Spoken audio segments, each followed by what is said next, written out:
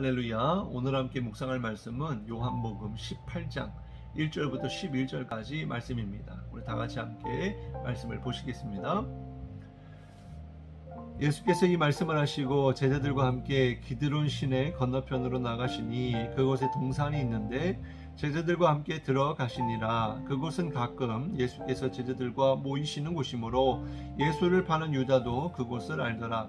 유다가 군대와 대제사장들과 바리새인들에게서 얻은 아랫사람들을 데리고 등과 횃불과 무기를 가지고 그리로 오는지라. 예수께서 그 당할 일을 다 아시고 나아가 이르시되 너희가 누구를 찾느냐. 대답하되 나사렛 예수라 하거늘 이르시되 내가 그니라 하시니라. 그를 파는 유다도 그들과 함께 섰더라. 예수께서 그들에게 내가 그니라 하실 때에 그들이 물러가서 땅에 엎드러지는지라. 이에 다시 누구를 찾느냐고 물으신대 그들이 말하되 나사렛 예수라 하거늘 예수께서 대답하시되 너희에게 내가 그니라 하였으니 나를 찾거든 이 사람들이 가는 것은 용납하라 하시니 이는 아버지께서 내게 주신 자 중에서 하나도 잃지 아니하였사옵나이다 하신 말씀을 응하게 하려 함이로라. 이에 시몬 베드로가 칼을 가졌는데 그것을 빼어 대제사장의 종을 쳐서 오른편 귀를 베어버리니 그 종의 이름은 말고라. 예수께서 베드로더러 이르시되 칼을 칼집에 꽂으라. 아버지께서 주신 잔을 내가 마시지 아니하겠느냐 하시니라. 아멘. 오늘 함께 은혜를 나눌 말씀의 제목은 예수님의 체포입니다. 오늘 말씀을 통해 은혜가 있기를 주님의 이름으로 축복합니다. 11절 말씀에 보면요, 예수께서 베드로더러 이르시되 칼을 칼집에 꽂으라. 아버지께서 주신 잔을 내가 마시지 아니하겠느냐 하시니라 라고 말씀하셨습니다. 여기서 아버지께서 주신 잔이라고 하는 것은 무엇일까요? 바로 예수님이 이 땅에 오신 목적을 이야기합니다. 즉 구원의 계획을 완성하기 위해서 십자가에 달리시는 것, 이것이 하나님께서 예수님에게 맡기신 잔이다라는 겁니다.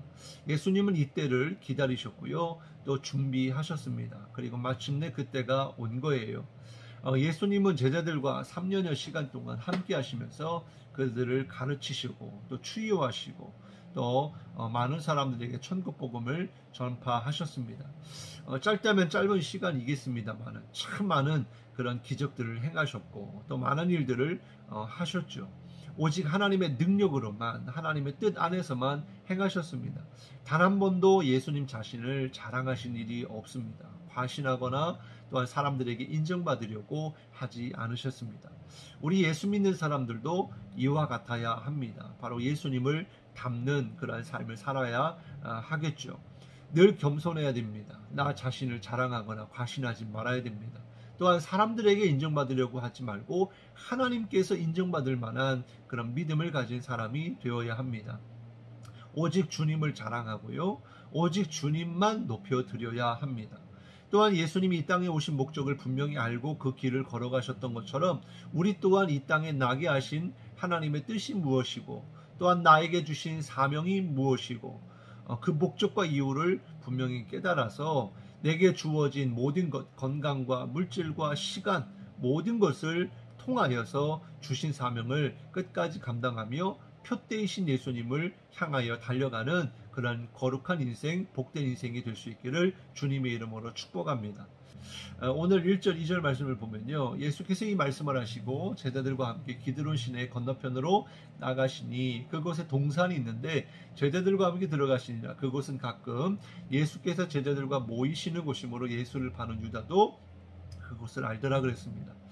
예수님께서 지난 시간에 살펴본 대로 하나님의 영광을 위하여 또한 제자들을 위하여 모든 믿는 자들을 위해서 기도하신 후에 기드론이라고 하는 시내를 건너서 어느 동산에 들어가셨습니다. 기드론 시내는요, 예루살렘과 감람산 사이에 있는 시내고요. 그 시내를 건너서 동산으로 가셨다고 했기 때문에 이 동산은 감람산으로 이렇게 가리키는 겁니다. 3절 말씀에 보면요, 유다가 군대와 대제사장들과 바리새인들에게서 얻은 아랫사람들 데리고 등과 횃불과 무기를 가지고 그리로 왔다라고 말씀하고 있습니다. 이제 가룟 유다가 예수님이 어디에 계신지도 알고요, 그리고 은30에 예수님을 팔았기 때문에 그 예수님을 잡으러 함께 로마의 군대와 유대인 경비병들을 데리고 예수님께 나아간 겁니다. 즉 안내자 역할을 한 거죠. 왜 예수님의 제자였던 가룟 유다가 이런 일을 벌인 것입니까? 요한복음 14장 2절에 보면 마귀가 벌써 시몬의 아들 가룟 유다의 마음에 예수를 팔려는 생각을 넣었다 그랬습니다. 유다는요, 돈에 대한 그런 연약함이 있었어요. 욕심이 그를 사로잡았습니다. 그 욕심 때문에 마귀가 예수님을 팔려는 생각을 그 통로로 집어 넣어주는 거예요. 그리하여 유다는 유대 종교자들로 하여금 은 30에 예수님을 판 겁니다. 그래서 가룟 유다가 병사들을 데리고 온 거예요. 우리도 언제든지 세상의 욕심으로 인하여 마귀가 그 틈을 타서 우리에게 예수님을 버리는, 예수님을 파는 그런 마음을 심어 줄지도 모릅니다. 그렇기 때문에 우리가 오늘도 죄 가운데서 또 시험과 유혹 가운데 또 욕심 가운데 그러한 마음이 들어오지 못하도록, 마귀가 우리에게 마귀의 생각을 집어넣지 못하도록 우리가 오늘도 기도하고 주님으로 충만해야 될 줄로 믿습니다. 4절부터 6절까지 보면 예수께서 그 당할 일을 다 하시고 나아가 이르시되 너희가 누구를 찾느냐 대답하되 나사렛 예수라거늘 이르시되 내가 그니라 하시니라. 그를 파는 유다도 그들과 함께 섰더라.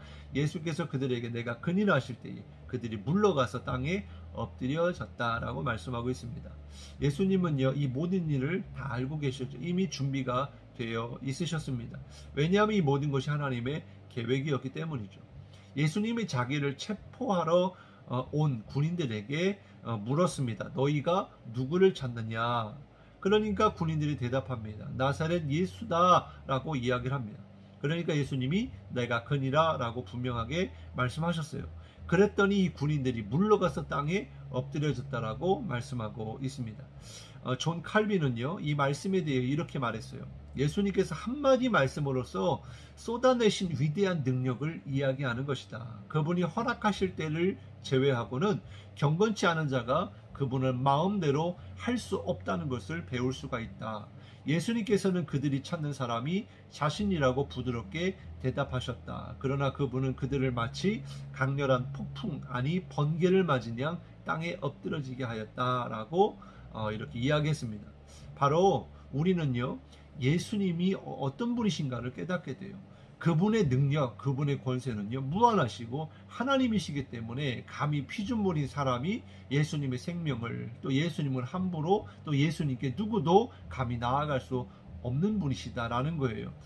옛날에 백성들이 왕에게 나아갈 때 함부로 나아가지 못했고 그분의 얼굴을 들어서 볼 수 없었던 것처럼 하나님이 바로, 예수님이 바로 그런 왕이신 주님이시라는 거예요.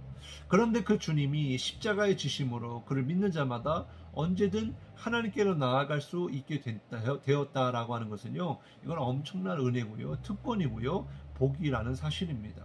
이것을 깨닫고요, 그렇다고 한다면 우리가 기쁨으로 나아가야죠. 더 하나님께 나아가야죠. 이런 길이 열려졌다는 것이 백성들에게, 하나님의 자녀들에게 허락된, 이게 얼마나 큰 은혜입니까? 그렇기 때문에 오늘도 주님께 나아갈 때 감사함으로, 주님의 은혜로, 또한 주님의 피값으로 우리가 구원받았기 때문에 그 주님의 보혈을 의지함으로 주님 앞에 더욱 나아갈 수 있는 우리가 되길 바라고요. 또한 주님의 십자가는요, 전적으로 하나님의 계획 가운데, 뜻 가운데서 이루어진 거지 사람들에 의해서 예수님이 돌아가신 게 아니다라는 것을 우리는 깨닫게 됩니다. 주님이 이제 그 모든 것을 허락하시고 나서 마치 도살장에 끌려가는 그런 양과 같이 털이 깎이고 또 그 목자 앞에서 잠잠한 양과 같이 묵묵히 그 길을 걸어가신 것을 우리는 깨닫게 됩니다. 이 모든 일이 무엇 때문입니까? 바로 우리 때문입니다. 우리를 구원하기 위해서 주님이 그렇게 하신 거예요. 예수님을 붙잡으러 온 사람들 중에 대제사장의 종이었던 말구의 귀를 이렇게 칼을 꺼내서 귀를 잘랐습니다. 그러니까 예수님이 그 칼을 칼집에 집어넣으라 라고 이야기를 했어요. 여기서 깨달을 수 있는 것은 예수님은 주님의 뜻을 따라 행하셨지만 베드로는 끝까지 그러한 주님의 마음, 하나님의 계획을 깨닫지 못했음을 우리가 알 수가 있습니다. 그래서 베드로의 특유의 그의 성품이 드러나는데요.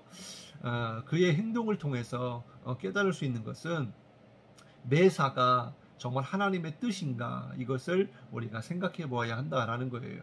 내가 하나님의 영광을 위해서 하는 일이라 할지라도 주님의 뜻과 반대되는 일일 수 있습니다.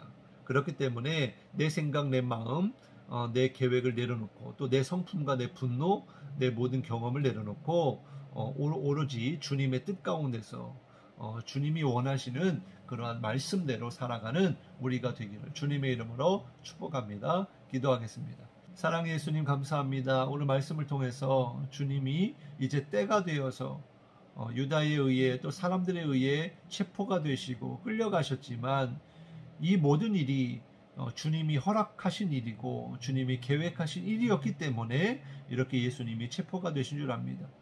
하나님, 정말 우리가 주님의 그 십자가의 은혜 때문에 막힌 담이 헐어졌고 또 그 길이 열려져서 주님께로 나아가게 하심을 참으로 감사를 드립니다. 오늘도 그 주님의 보혈을 의지하며 주님께 더욱 나아가기를 소망하오니 우리를 주님의 품 안으로 안아주시고 또한 주님의 말씀을 듣게 하시고 또 깨닫게 하시고 주님과 동행하는 하루가 되게 하여 주옵소서.